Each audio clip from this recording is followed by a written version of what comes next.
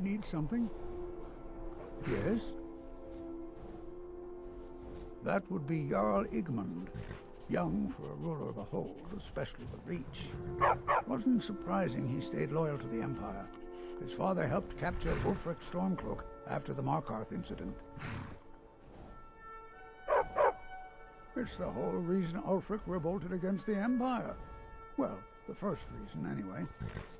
Forsworn had taken over Markarth, and Ulfric and his men drove them out.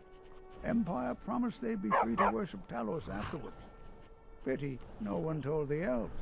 Whole group of those Thalmor came, and they demanded Ulfric's arrest.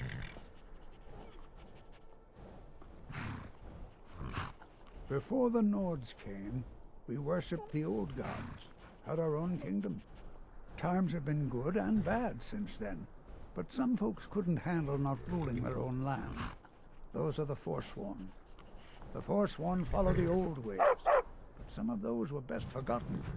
Blood sacrifices, communing with Daedra. It's the road to ruin. Got one all saddled and ready to go. What are you willing to pay? Sounds fair. She's yours. Like I said, she's all saddled. May the crags fail to trip your feet.